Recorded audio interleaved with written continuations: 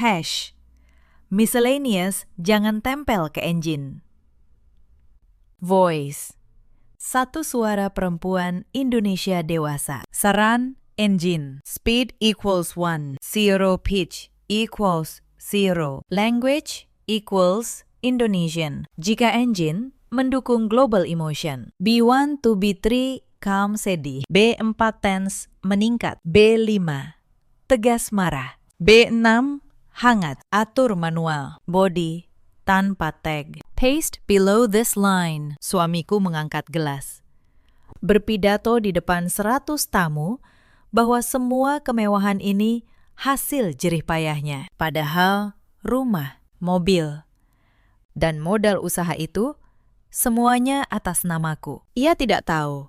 Malam itu juga. Akta kepemilikan semuanya sudah resmi kucabut. Halo, sahabat.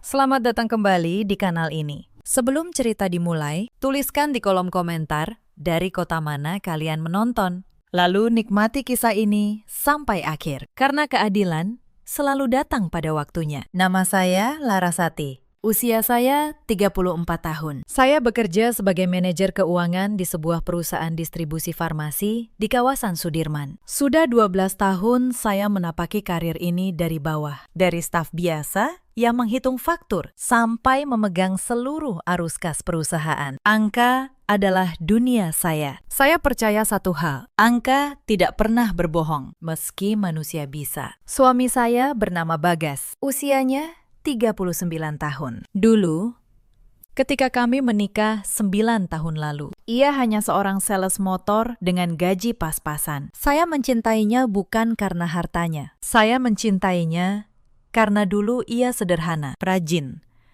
dan tahu berterima kasih. Kami tinggal di sebuah rumah 2 lantai di kawasan Bintaro. Rumah yang nyaman, dengan taman kecil di depan, dan garasi untuk 1 mobil sedan putih. Banyak orang mengira rumah itu milik Bagas. Banyak yang mengira mobil itu hasil kerja keras Bagas. Mereka tidak pernah tahu yang sebenarnya. Rumah itu saya beli dengan tabungan dan bonus tahunan saya. Sertifikatnya atas nama saya. Mobil itu saya cicil dari gaji saya sendiri. Dan namanya pun nama saya. Bahkan usaha bengkel dan toko spare part yang membuat Bagas merasa menjadi pengusaha besar itu. Modalnya berasal dari saya. 200 juta saya keluarkan agar suami saya punya kebanggaan. Agar ia tidak merasa kecil di hadapan teman-temannya. Saya melakukan semua itu dengan tulus. Saya pikir lelaki yang saya angkat akan ingat tangan yang mengangkatnya. Saya salah.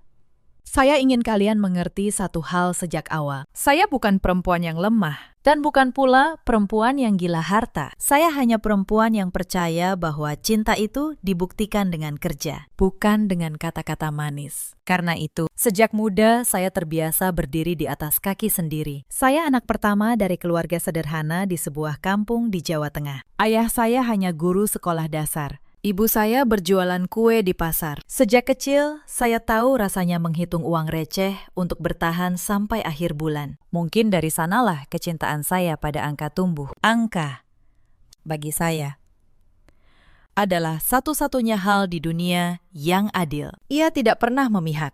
Ia hanya menunjukkan kebenaran. Saya kuliah sambil bekerja paruh waktu. Saya lulus dengan nilai terbaik. Lalu merintis karir dari posisi paling bawah. Bertahun-tahun saya lembur, belajar, dan membangun kepercayaan. Sampai akhirnya, saya dipercaya memegang seluruh keuangan perusahaan tempat saya bekerja. Itu bukan jabatan yang diberikan cuma-cuma, itu jabatan yang saya rebut dengan keringat. Ketika saya bertemu Bagas, saya sudah menjadi perempuan mandiri. Ia justru yang belum punya apa-apa. Tapi saya tidak pernah memandangnya rendah. Saya melihat ada kerja keras dalam dirinya. Dan saya ingin menjadi tangan yang membantunya naik. Saya rela.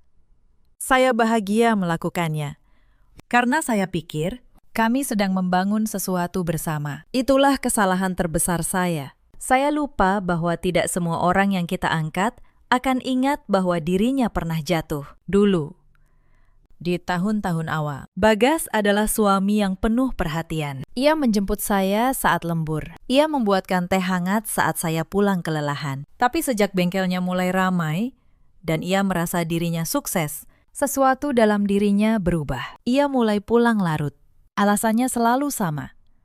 Mengurus pelanggan, menemui pemasok, mengejar peluang baru. Awalnya saya percaya. Saya bahkan bangga punya suami yang giat. Tapi seorang perempuan yang setiap hari berurusan dengan angka akan selalu tahu ketika ada sesuatu yang tidak seimbang. Pengeluaran kami mulai aneh. Tagihan kartu kredit membengkak untuk hal-hal yang tidak pernah saya pakai. Tas perempuan dari merek terkenal, sepatu hat tinggi, tagihan restoran mahal di malam-malam ketika Bagas berkata sedang lembur di bengkel. Saya diam. Saya mencatat semuanya. Dalam hati, saya berkata pada diri sendiri, mungkin saya hanya terlalu curiga, tapi angka tidak pernah berbohong. Suatu malam, Bagas tertidur di sofa dengan ponsel di dadanya. Layarnya menyala karena sebuah pesan masuk. Saya tidak berniat mengintip, tapi nama yang muncul di layar itu membuat dada saya berdebar. Sayang, kapan kita bertemu lagi? Aku rindu. Hanya satu kalimat. Tapi satu kalimat itu meruntuhkan 9 tahun yang saya bangun. Saya tidak membangunkannya. Saya tidak berteriak. Saya hanya berdiri di sana, menatap suami saya yang tidur dengan tenang, sambil merasakan sesuatu yang dingin merayap di dada. Bukan amarah yang meledak, justru sebaliknya. Sebuah ketenangan yang asing. Ketenangan seorang akuntan yang baru saja menemukan selisih dalam pembukuan, dan tahu persis kemana harus menelusuri. Malam itu, saya tidak tidur. Saya duduk di ruang kerja kecil saya, menyalakan laptop, dan mulai melakukan apa yang paling saya kuasai, menelusuri jejak uang. Keesokan paginya, saya tetap menyiapkan sarapan. Saya tetap tersenyum. Saya menuangkan kopi hitam kesukaan Bagas. Ia bahkan tidak menyadari ada yang berubah. Bagi seorang lelaki yang sudah lama menganggap istrinya bodoh, ketenangan justru menjadi tabir yang sempurna. Mas, panggil saya pelan.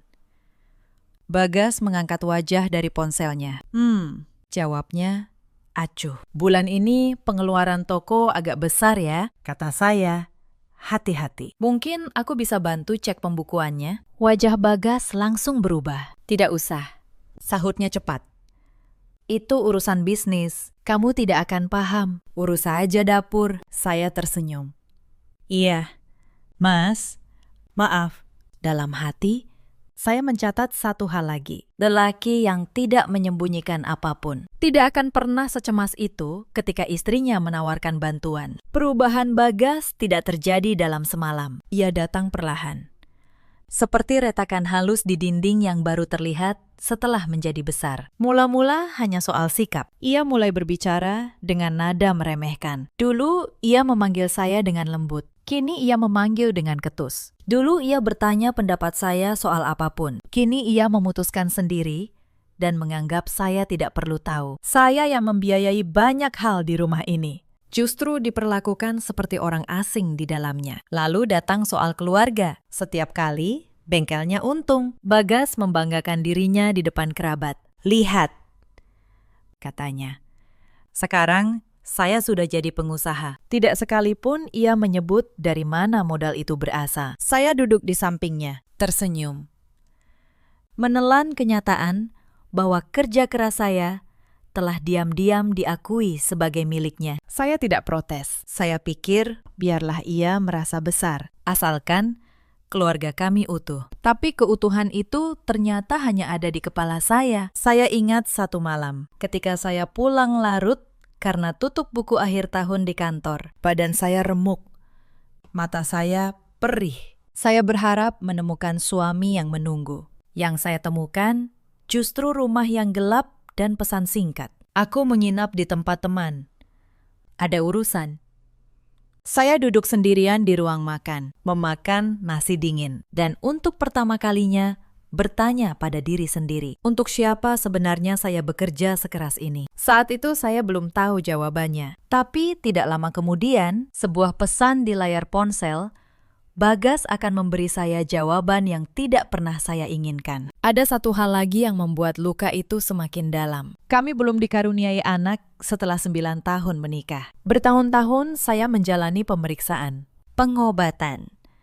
harapan yang naik turun. Dan selama itu, Bagas sering menjadikannya senjata. Setiap kali kami bertengkar, ia akan berkata dengan dingin, "Perempuan yang tidak bisa memberi keturunan, jangan terlalu banyak menuntut." Kalimat itu menghancurkan saya berkali-kali. Saya menelannya. Saya menyalahkan diri sendiri. Saya berpikir, mungkin memang saya yang kurang. Saya tidak tahu saat itu bahwa lelaki yang menyalahkan rahim saya justru sedang menghabiskan uang saya untuk perempuan lain. Baru kemudian saya mengerti, orang yang gemar merendahkan pasangannya biasanya sedang menutupi keburukan dirinya sendiri. Semakin keras ia menuduh saya tidak berguna, semakin dalam sebenarnya rasa bersalahnya yang ia sembunyikan. Tapi saat itu, saya belum tahu. Saat itu, saya hanya seorang istri yang mencoba bertahan, sambil diam-diam patah sedikit demi sedikit. Saya sering ditanya, kenapa saya tidak langsung pergi begitu tahu? Kenapa harus menunggu, menyusun?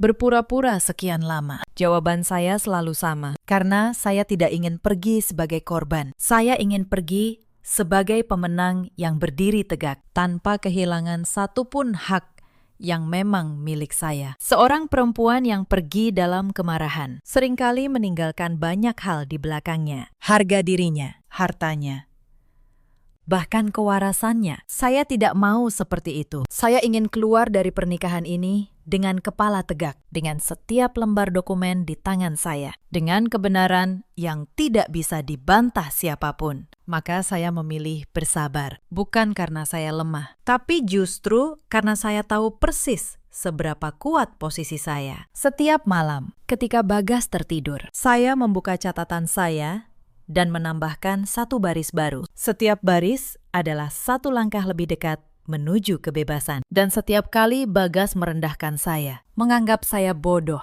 ia justru memberi saya kekuatan untuk melanjutkan. Karena tidak ada yang lebih berbahaya dari perempuan yang diremehkan, namun diam-diam memegang semua kuncinya. Sejak malam itu, saya berhenti menjadi istri yang bertanya. Saya menjadi seorang penyelidik di rumah saya sendiri. Insiden pertama datang dari mutasi rekening. Saya buka kembali rekening bersama yang selama ini kami pakai untuk kebutuhan rumah tangga. Saya temukan transfer rutin setiap awal bulan. Selalu angka yang sama, 5 juta rupiah.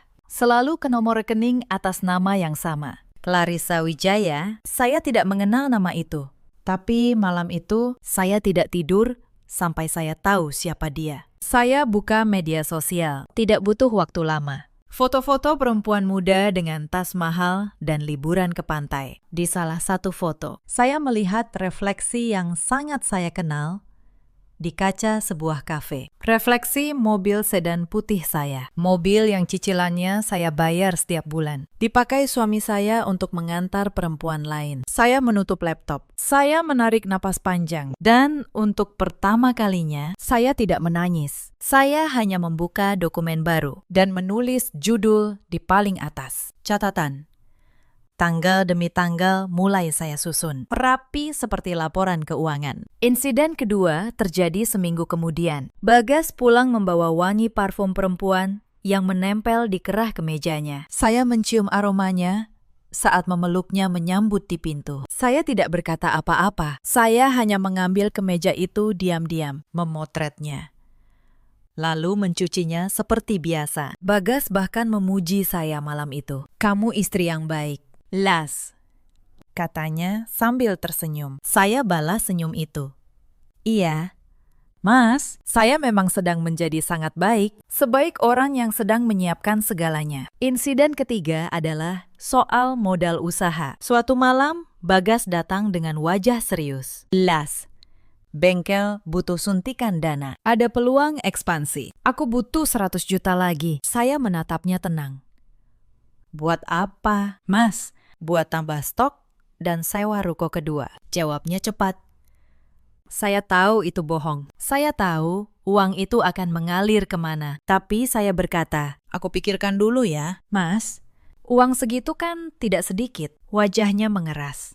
Tapi ia menahan diri. Ia masih butuh saya. Itu yang ia lupa. Ia masih sangat butuh saya. Insiden keempat membuat saya hampir kehilangan ketenangan. Saya pulang lebih awal dari kantor karena tidak enak badan. Saat membuka pintu, saya mendengar suara Bagas di telepon dari ruang kerjanya. Suaranya manis. Suara yang sudah lama tidak ia pakai untuk saya. Sabar ya sayang. Sebentar lagi aku urus semuanya. Si Laras itu bodoh. Dia tidak akan pernah curiga. Uang dia gampang diatur. Saya berdiri di balik pintu. Jantung berdebar. Tapi kaki saya tidak bergerak. Si Laras itu bodoh. 3 kata itu menggema. Bagus. Batin saya. Teruslah berpikir begitu. Mas, karena orang yang kau anggap bodoh sedang memegang seluruh hidupmu di tangannya. Saya mundur perlahan. Keluar lagi. Dan menutup pintu dari luar seolah baru pulang. Saya bahkan sengaja membunyikan kunci keras-keras. Bagas keluar dari ruang kerja dengan wajah berubah ramah. Kok cepat pulang? Sayang, saya tersenyum lebar. Kangen kamu. Mas, insiden kelima. Saya mulai bertindak. Diam-diam, saya menemui Pak Hendra, notaris kepercayaan keluarga saya sejak lama. Saya bawa semua dokumen, sertifikat rumah, BP, KB, mobil, dan akta modal usaha bengkel. Pak Hendra membaca semuanya, lalu menatap saya. Semua aset ini memang murni atas nama ibu, katanya. Secara hukum, suami ibu tidak punya klaim apapun atas ini. Bahkan, modal usaha itu tercatat sebagai pinjaman pribadi dari ibu, bukan harta bersama. Saya mengangguk. Saya tahu. Pakistan. Dulu saya membuat semuanya begitu bukan karena curiga, tapi karena kebiasaan seorang akuntan, semua harus hitam di atas putih. Pak Hendra tersenyum tipis. Kalau begitu, ibu berada di posisi yang sangat aman. Saya membalas. Saya tidak ingin sekedar aman. Pakistan, saya ingin semuanya tertata untuk saat yang tepat nanti. Insiden ke-6, saya menyiapkan jalan keluar. Sedikit demi sedikit, saya memindahkan barang-barang penting, dokumen, perhiasan, baju, kenangan yang masih ingin saya bawa. Saya menyewa sebuah apartemen kecil yang tenang di kawasan Tebet, tanpa sepengetahuan siapapun. Setiap hari saya tetap pulang ke Bintaro, tetap memasak, tetap menjadi istri. Tapi setiap hari pula, rumah itu sedikit demi sedikit kehilangan jejak saya, tanpa Bagas sadari. Insiden ke-7 adalah soal toko. Sebagai pemberi modal yang namanya tercatat resmi, saya punya akses penuh ke pembukuan bengkel. Saya minta laporan keuangan ke karyawan dengan alasan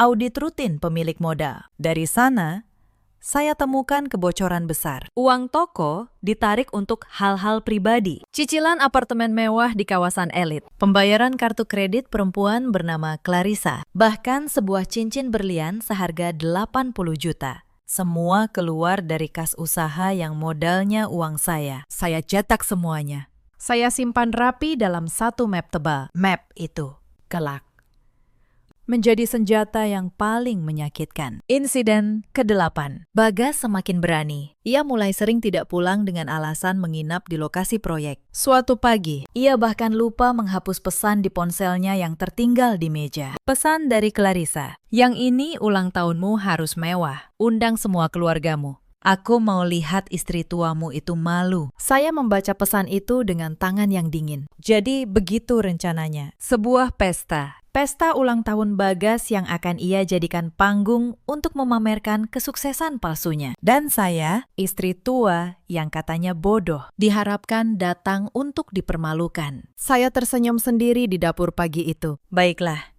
Mas, kita adakan pestanya. Tapi panggung itu, biar aku yang menyiapkan akhirnya. Insiden yang tidak akan saya lupa terjadi di suatu akhir pekan. Bagas mengajak saya makan malam di sebuah restoran untuk sesaat.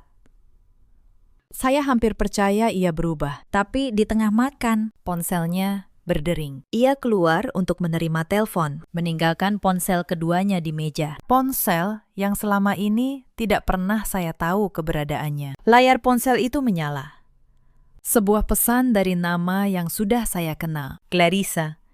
Tadi tasnya bagus banget sayang, kapan kita ke butik lagi? Saya tidak menyentuhnya. Saya hanya memotretnya dengan ponsel saya, lalu meletakkannya kembali, persis seperti semula. Ketika Bagas kembali, saya tersenyum dan bertanya, teleponnya penting, Mas.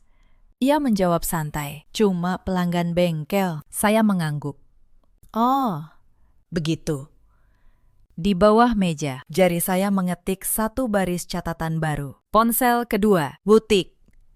Tanggal hari ini. Saya pulang malam itu dengan hati yang anehnya semakin tenang. Setiap kebohongan yang ia tambahkan justru membuat fondasi saya semakin kuat. Ia membangun istana di atas pasir. Saya hanya perlu menunggu air pasang. Insiden berikutnya menyangkut anak buah Bagas di bengkel. Seorang montir muda bernama Rian yang masih punya hati nurani. Diam-diam menemui saya. "Bu, maaf.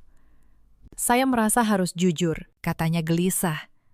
"Pak Bagas sering menarik uang kas untuk keperluan pribadi. Kadang dia minta saya buat nota palsu, biar pembukuan kelihatan rapi. Saya jadi tidak enak. Soalnya saya tahu modal ini dari ibu." Saya menatap pemuda itu, dan untuk pertama kalinya merasa tidak sendirian. "Terima kasih, Rian," kata saya.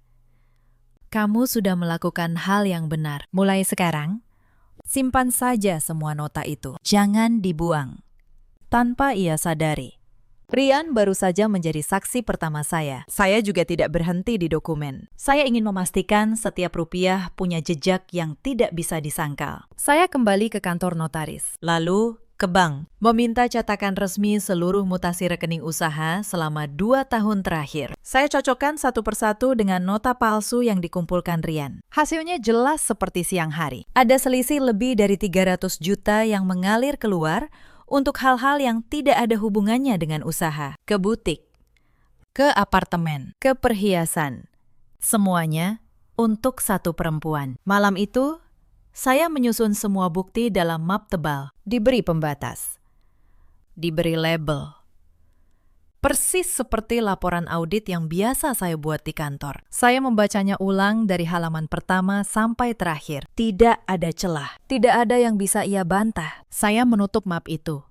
Dan untuk sesaat, saya menatap foto pernikahan kami yang masih tergantung di dinding. 9 tahun, saya menarik napas. Lalu saya simpan map itu di tempat yang hanya saya yang tahu. Yang membuat saya bertahan bukan kebencian. Saya bahkan sudah terlalu lelah untuk membenci. Yang membuat saya bertahan adalah satu keyakinan sederhana. Saya tidak akan menghancurkan hidup saya sendiri demi membalas. Saya hanya akan mengambil kembali apa yang memang milik saya, dengan cara yang tidak bisa disentuh hukum manapun. Itulah balas dendam paling sempurna bagi seorang perempuan yang hidup dari angka. Tenang, rapi, dan sah. Di sela semua itu, saya juga mulai memindahkan jejak hidup saya keluar dari rumah Bintaro, sedikit demi sedikit, tanpa menarik perhatian. Setiap pagi sebelum berangkat kerja, saya membawa satu tas kecil berisi dokumen penting, perhiasan, atau pakaian, lalu menyimpannya di apartemen Tebet. Saya melakukannya begitu pelan, sehingga Bagas tidak pernah sadar rumah itu perlahan kehilangan saya. Lemari saya menipis, tapi ia terlalu sibuk dengan dunianya sendiri untuk memperhatikan. Saya bahkan masih menggantung beberapa baju di lemari agar terlihat normal. Sebuah rumah bisa kehilangan penghuninya jauh sebelum penghuni itu benar-benar pergi. Dan Bagas tidak menyadari hal itu sama sekali. Saya juga membuka rekening baru atas nama saya sendiri, terpisah sepenuhnya dari rekening bersama kami. Setiap gaji dan bonus yang saya terima setelah itu, saya alihkan ke sana. Saya tidak ingin di hari penyelesaian nanti ada 1 rupiah pun milik saya yang masih bisa ia jangkau. Seorang akuntan tahu memisahkan aset adalah langkah pertama sebelum menutup sebuah pembukuan yang rusak. Dan pernikahan saya pada titik itu sudah menjadi pembukuan yang rusak dan harus ditutup. Suatu sore, hampir saja semuanya terbongkar terlalu cepat. Bagas tiba-tiba pulang lebih awal dan mendapati saya sedang menelpon Pak Hendra di ruang kerja. Saya sedang membahas dokumen pencabutan akta. Begitu mendengar langkahnya, saya langsung mengubah nada bicara. "Iya, Pak. Nanti laporan pajak tahunannya saya kirim lewat email saja. Terima kasih." Saya menutup telepon dengan tenang. Bagas berdiri di ambang pintu, menatap saya curiga. "Telepon siapa?" tanyanya. "Konsultan pajak kantor," jawab saya santai, sambil merapikan kertas. Urusan setoran tahunan. Kamu mau dengar penjelasannya? Ia langsung mengibaskan tangan. Tidak. Malas. Lalu pergi. Saya menghela napas pelan. 1 detik lebih lambat. Dan rencana yang saya susun berbulan-bulan bisa runtuh. Sejak hari itu, saya semakin berhati-hati. Setiap dokumen saya simpan di kantor, bukan di rumah. Setiap percakapan penting saya lakukan jauh dari telinga Bagas. Beberapa hari kemudian, saya bahkan berpapasan langsung dengan Clarissa. Saya sedang membeli kopi di sebuah kafe dekat kantor, ketika perempuan itu masuk dengan tas mahal di lengannya, tertawa di telepon. Ia tidak mengenali saya. Tentu saja, bagi dia, saya hanyalah istri tua yang fotonya mungkin pernah ia lihat sekilas. Saya berdiri di sampingnya di antrean, mendengar ia berkata di telepon, "Iya sayang, nanti malam jemput aku ya." Pakai mobil putih yang biasa. Mobil putih yang biasa. Mobil saya. Saya menggenggam gelas kopi saya erat-erat, lalu tersenyum tipis. Saya tidak berkata apa-apa. Saya hanya berpikir, nikmatilah mobil itu selagi bisa. Mbak, sebentar lagi kau akan tahu siapa pemilik aslinya. Saya membayar kopi saya dan keluar tanpa menoleh. Di dalam hati, satu kepingan terakhir dari kesabaran saya berubah menjadi tekad. Saya juga harus memastikan satu hal terakhir sebelum hari pesta. Apakah Bagas benar-benar berniat mengkhianati saya sampai ke pernikahan? Atau ini hanya petualangan sesaat? Saya perlu tahu supaya saya tidak pernah merasa bersalah atas apa yang akan saya lakukan. Maka suatu malam, saya pura-pura sakit dan meminta Bagas membatalkan rencananya keluar. Ia menolak dengan kasar. "Aku ada urusan penting," katanya. "Kamu istirahat saja." Saya berbaring, mendengar pintu tertutup. Lalu mobil putih saya menderu pergi. Saya bangun, duduk di tepi tempat tidur, dan menatap layar ponsel. Di sana, melalui sebuah aplikasi pelacak, yang sudah saya pasang diam-diam di akun bersama kami, saya melihat titik mobil itu bergerak menuju sebuah apartemen mewah. Berhenti di sana. Sepanjang malam, saya tidak menangis. Air mata saya sudah lama habis untuk lelaki itu. Saya hanya menutup ponsel dan berbisik pada diri sendiri dalam gelap. Sudah cukup. Tidak ada lagi keraguan. Tidak ada lagi belas kasihan yang tersisa untuk disia-siakan. Besok, saya akan menyelesaikan semuanya. Keesokan paginya, Bagas pulang dengan wajah lelah dan senyum puas. "Sudah baikan, Las?" tanyanya basa-basi. Saya tersenyum manis. "Sudah jauh lebih baik, Mas. Aku bahkan sudah mulai mengurus persiapan pestamu. Semuanya akan sempurna." Ia mencium kening saya. Tidak tahu bahwa kata sempurna yang saya ucapkan punya arti yang sama sekali berbeda di kepala saya. Ada satu insiden yang menjadi pemicu terakhir, yang membuat saya berhenti meragukan keputusan saya sama sekali. Suatu malam, saya membuka media sosial untuk melepas penat. Di beranda, muncul sebuah unggahan dari akun yang tidak saya kenal, tapi yang ditandai dengan wajah yang terlalu saya kenal. Clarissa mengunggah foto liburan di sebuah villa tepi pantai. Di sampingnya, Bagas tersenyum lebar memeluknya. Keterangan fotonya hanya satu kalimat. "Bersama yang halal, segera." Bersama yang halal, segera. Saya membaca kalimat itu berulang kali. Jadi mereka sudah merencanakan pernikahan. Mereka sudah membayangkan masa depan. Dengan uang saya, di atas reruntuhan rumah tangga saya. Saya menatap layar itu lama sekali. Anehnya, saya tidak marah. Saya justru merasa lega karena foto itu adalah konfirmasi terakhir yang saya butuhkan. Tidak ada lagi keraguan, tidak ada lagi bagian dari diri saya yang berkata, "Mungkin saya salah paham." Saya memotret unggahan itu, menyimpannya ke dalam map bukti saya, lalu menutup ponsel. Saya berjalan ke dapur, membuat secangkir teh hangat, dan duduk sendirian di ruang tengah yang sunyi. Di luar sana, suami saya sedang merencanakan kebahagiaannya dengan perempuan lain. Di dalam sini, istrinya sedang menyeruput teh dengan tenang, sambil menyelesaikan rencana yang akan mengembalikan semuanya ke tempat yang seharusnya. Saya tersenyum kecil pada cangkir di tangan saya. "Nikmatilah hari-harimu, Mas. Karena waktu yang kau pikir tak terbatas, sebenarnya sedang dihitung mundur. Menjelang hari pesta, Bagas semakin sering meminta uang. Suatu malam, ia datang dengan wajah memelas yang dibuat-buat. Las, aku butuh 50 juta lagi buat pesta ini. Aku mau semuanya kelihatan mewah. Aku tidak mau malu di depan rekan-rekan. Saya menatapnya tenang. Dalam hati, saya tahu, sebagian uang itu pasti akan singgah dulu ke tangan Clarissa sebelum sampai ke pesta. Tapi saya tidak menolak. Justru saya tersenyum. Tenang, Mas, soal pesta. Biar aku yang tanggung semuanya. Kamu tidak perlu keluar uang sepeser pun. Aku mau ini jadi hadiah dariku untukmu. Bagas terdiam. Lalu tertawa senang. Mengira saya benar-benar istri yang setia dan pasrah. Kamu memang yang terbaik. Las, katanya sambil memeluk saya. Saya membalas pelukan itu dengan datar. Di balik bahunya, saya menatap dinding dan berpikir, ya, Mas, aku memang sedang menyiapkan yang terbaik. Yang terbaik untuk menutup semua kebohonganmu di hadapan semua orang. Sejak saat itu, saya mengambil alih seluruh persiapan pesta. Dan itu memberi saya keuntungan yang Bagas tidak sadari. Karena akulah yang menyusun daftar tamu. Akulah yang menentukan siapa yang akan hadir. Saya undang rekan-rekan bisnisnya, kerabat besarnya. Semua orang yang selama ini ia jadikan penonton kesombongannya. Lalu, di antara mereka, saya selipkan 2 nama yang akan menjadi kunci. Pak Hendra, notaris saya, dan Rian, montir muda, yang menyimpan semua nota palsu. Mereka akan datang sebagai tamu biasa. Tidak ada yang tahu peran mereka, kecuali saya. 2 hari sebelum pesta, saya menyelesaikan langkah terakhir. Saya datang ke kantor Pak Hendra untuk menandatangani dokumen pencabutan akta pinjaman modal usaha. Dengan tanda tangan itu, secara hukum, seluruh aset bengkel kembali sepenuhnya menjadi milik saya. Terhitung sejak hari itu. Pak Hendra menyodorkan pena. Ibu yakin?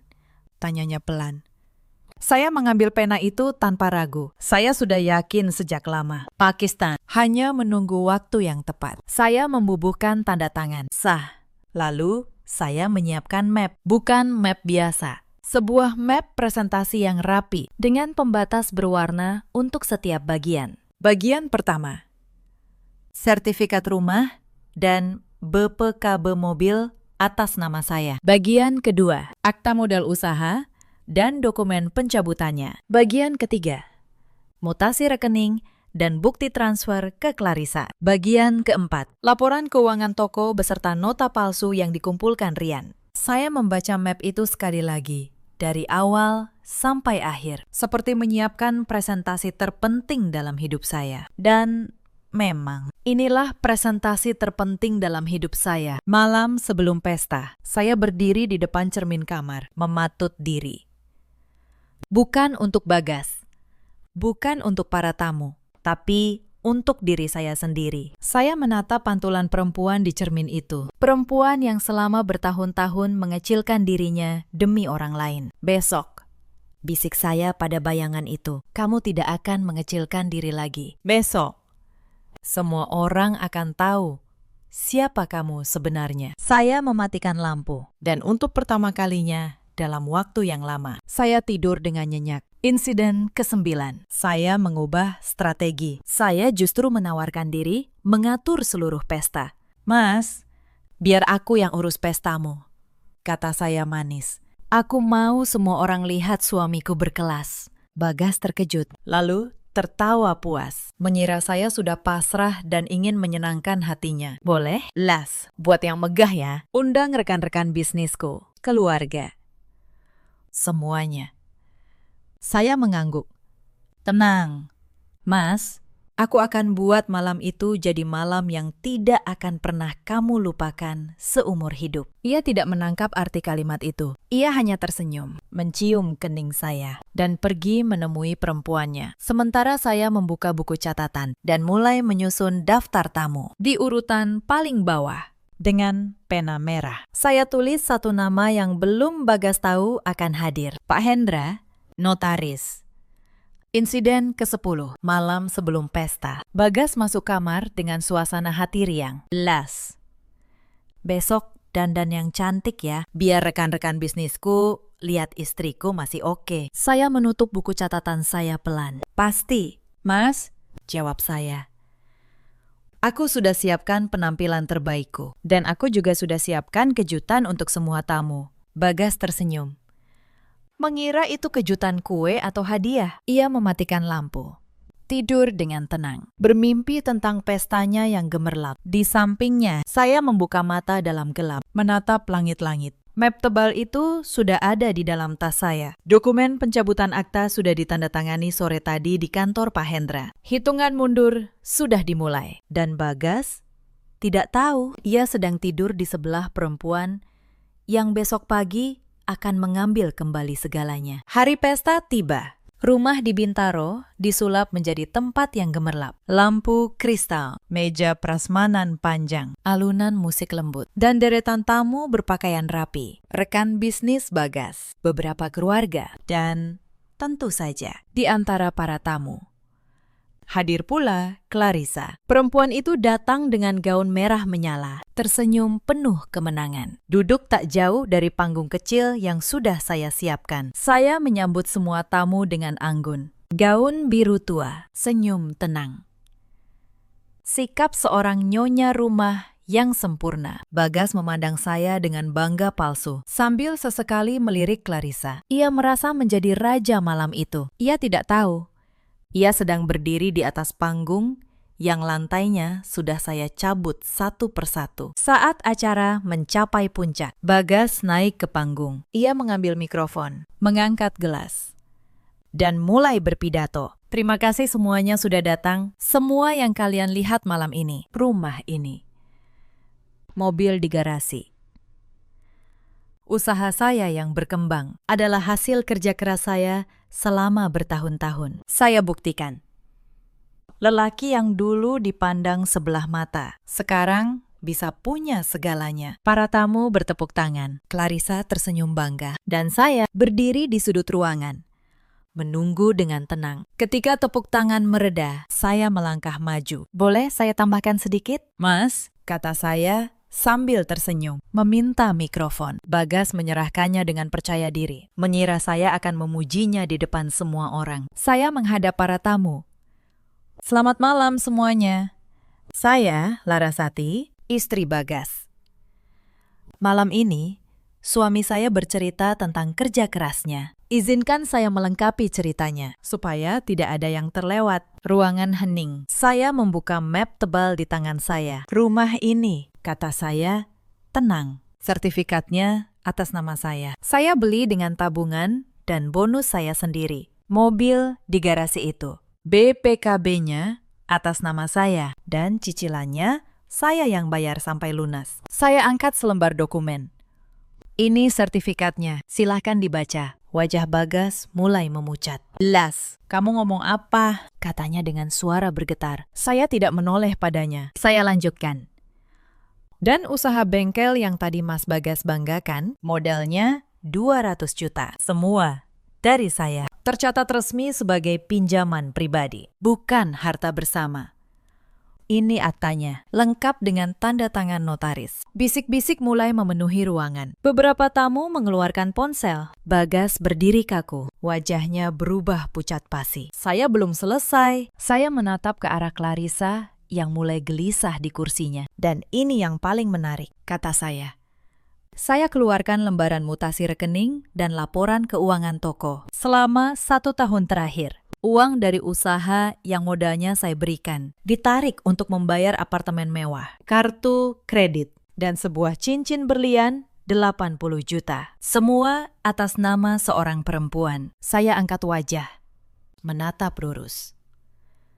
Namanya Clarissa Wijaya, yang malam ini duduk di sana, mengenakan gaun merah. Seluruh ruangan menoleh ke arah Clarissa. Wajah perempuan itu berubah merah, lalu pucat.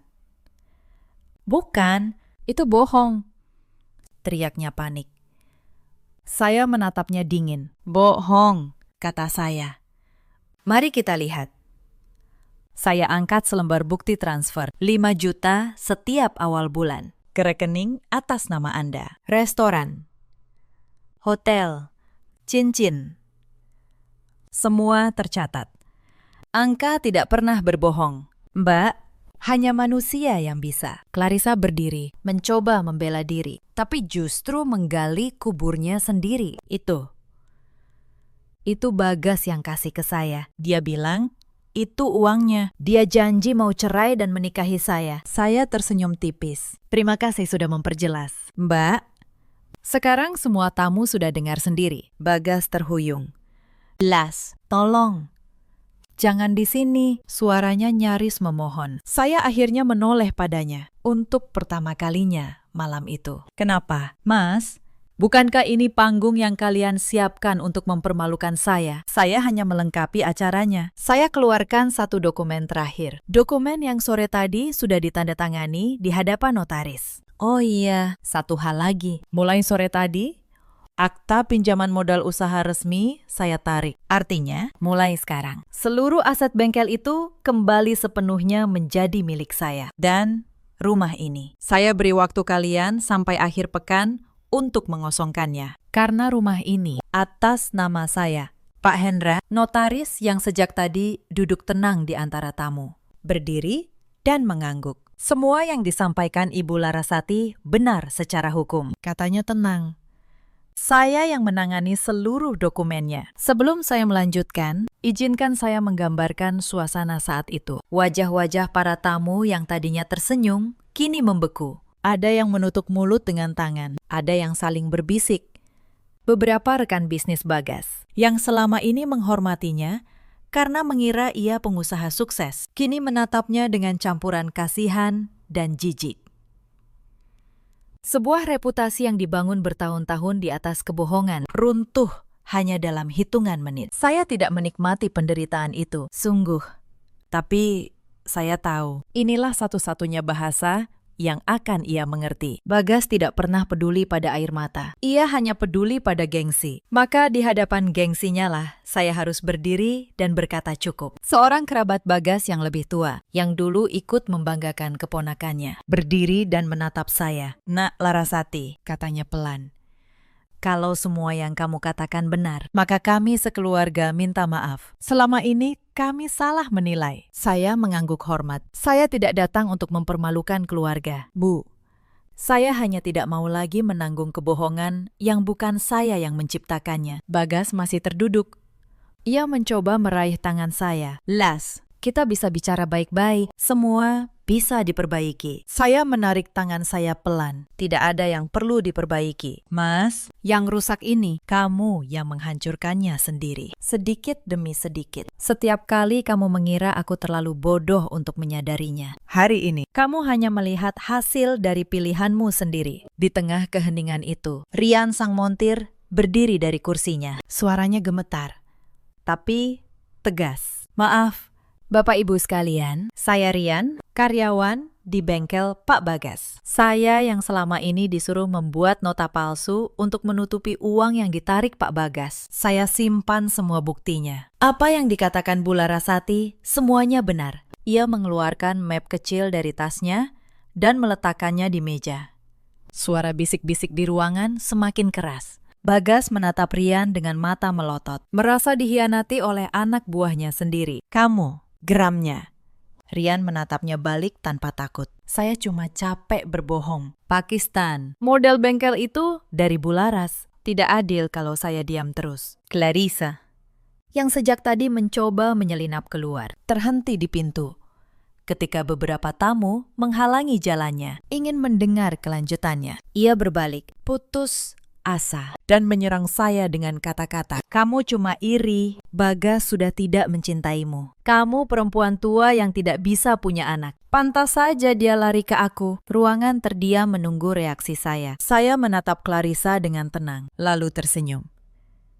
"Mungkin kamu benar soal satu hal," kata saya pelan. "Tapi perempuan tua yang tidak bisa punya anak ini adalah pemilik rumah tempat kamu berpesta malam ini, pemilik mobil yang kamu pakai jalan-jalan, dan pemilik modal yang membeli cincin di jarimu itu. Jadi, sebelum kamu pergi, lepaskan dulu cincin itu, karena uang yang membelinya adalah uang saya." Wajah Clarissa pucat pasi. Tangannya bergerak menutupi cincin di jarinya. Para tamu menatapnya dengan jijik, tanpa berkata apa-apa lagi. Ia menerobos keluar, meninggalkan Bagas sendirian di tengah reruntuhan kebohongannya. Ruangan yang tadinya gemerlap penuh tawa, kini senyap mencekam.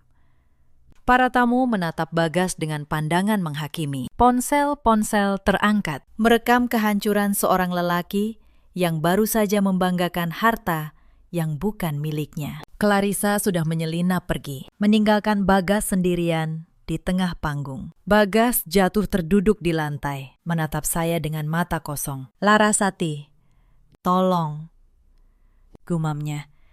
Pesta itu bubar dalam keadaan yang jauh berbeda dari yang Bagas bayangkan. Para tamu pergi satu persatu. Sebagian masih berbisik. Sebagian menatap Bagas dengan iba sebelum meninggalkannya. Tidak ada ucapan selamat ulang tahun. Tidak ada tepuk tangan. Hanya keheningan dan kamera ponsel yang sudah merekam segalanya. Bagas masih terduduk di lantai ketika ruangan hampir kosong. Ia menatap map yang tergeletak di meja, lalu menatap saya dengan mata yang basah. Kenapa? Las. Suaranya parau. Kenapa kamu lakukan ini di depan semua orang? Saya berdiri di hadapannya. Tenang. Karena di depan semua orang juga, kamu mempermalukan aku. Mas, setiap kali kamu membanggakan harta yang bukan milikmu. Setiap kali kamu menyebutku bodoh pada perempuan itu. Kamu mempermalukan aku tanpa aku sempat membela diri. Hari ini, aku hanya mengembalikan ceritanya pada kebenaran. Ia tidak menjawab. Tidak ada yang bisa ia katakan. Saya menatapnya untuk terakhir kalinya. Lelaki yang dulu saya cintai. Yang dulu saya angkat dari titik terendahnya. Aku pernah memberimu segalanya. Mas, kata saya pelan. Tapi kamu memilih menukarnya dengan kebohongan. Dan kebohongan selalu punya harga. Hari ini, kamu baru saja membayarnya. Tapi saya sudah meletakkan mikrofon. Saya tidak menunggu jawaban. Saya mengambil tas saya, melangkah melewati kerumunan tamu yang membisu, dan keluar dari rumah yang malam itu masih atas nama saya. Di garasi, sedan putih saya sudah menunggu. Saya menyalakan mesin. Dan untuk pertama kalinya dalam waktu yang sangat lama, saya merasa ringan. Minggu-minggu setelah itu berjalan cepat. Bagas mengosongkan rumah sesuai batas waktu. Bengkel sepenuhnya kembali ke tangan saya. Dan saya serahkan pengelolaannya pada orang yang jujur. Clarissa, perempuan bergaun merah itu, menghilang begitu sumber uangnya kering. Belakangan saya dengar dari teman lama, Bagas kehilangan segalanya. Tidak ada rumah, tidak ada mobil, tidak ada usaha. Ponselnya pernah dipenuhi puluhan panggilan tak terjawab ke nomor saya. Lalu satu persatu pesan permohonan maaf. Maafkan aku. Las. Aku hilaf. Izinkan aku kembali. Saya tidak membalas satupun. Saya hanya menekan tombol blokir, pelan dan mantap. Beberapa bulan berlalu sejak malam itu. Hidup saya perlahan menemukan bentuk barunya. Saya pindah ke apartemen kecil di Tebet yang dulu saya siapkan diam-diam. Lalu menjualnya dan membeli tempat yang lebih layak, sepenuhnya untuk diri saya sendiri. Bengkel yang kembali ke tangan saya kelola dengan benar. Dan kini menghasilkan keuntungan yang jujur. Rian, montir muda yang dulu berani jujur. Saya angkat menjadi kepala bengkel. Orang baik pantas mendapat tempat yang baik. Tentang Bagas, kabarnya datang sesekali. Dibawa angin dari teman lama. Setelah kehilangan semuanya, ia sempat menumpang dari rumah ke rumah. Clarissa sudah lama pergi, mencari sumber uang yang baru. Meninggalkan Bagas seperti dompet kosong yang dibuang setelah isinya habis. Kata orang, Bagas kini bekerja serabutan, kadang menjadi tukang parkir, kadang menawarkan jasa apa saja untuk bertahan hidup. Lelaki yang dulu berdiri di atas panggung, membanggakan harta yang bukan miliknya, kini tidak punya apa-apa selain penyesalan. Saya tidak merasa menang. Tidak ada kemenangan dalam melihat seseorang yang pernah kita cintai jatuh sehancur itu. Tapi saya juga tidak merasa bersalah. Setiap yang ia terima adalah hasil dari benih yang ia tanam sendiri. Saya hanya berhenti menyiraminya. Cerita ini mengajarkan satu hal. Jangan pernah menganggap pasangan yang mencintaimu sebagai orang bodoh. Dan jangan pernah membangun kebahagiaan di atas pengorbanan orang yang kau hianati. Karena cinta yang dikhianati, mungkin diam. Tapi diamnya bukan kelemahan. Ia hanya sedang menghitung. Karma tidak pernah datang dengan teriakan. Ia datang dengan tenang. Seperti angka yang akhirnya selalu menemukan keseimbangannya sendiri. Cerita ini mengajarkan satu hal. Jangan pernah menganggap pasangan yang mencintaimu sebagai orang bodoh. Dan jangan pernah membangun kebahagiaan di atas pengorbanan orang yang kau khianati. Ada banyak perempuan di luar sana yang seperti saya dulu. Bekerja keras, menyerahkan segalanya. Dan dianggap remeh justru oleh orang yang paling mereka cintai. Jika kalian salah satunya, ingatlah.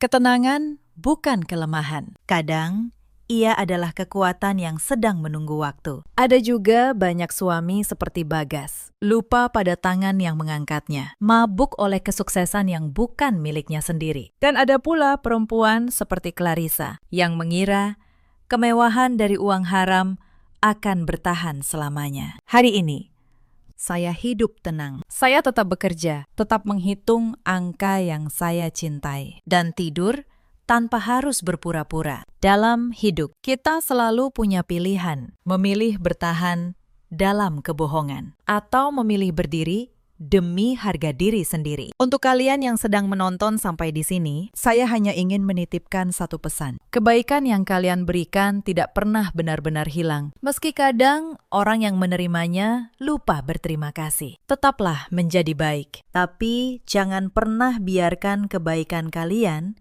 dijadikan alasan untuk diinjak. Berdiri untuk diri sendiri bukan kesombongan. Itu adalah bentuk cinta yang paling jujur pada diri kita. Bagaimana menurut kalian? Apakah yang saya lakukan sudah tepat? Ceritakan pendapat dan kisah kalian di kolom komentar. Terima kasih sudah menemani sampai akhir.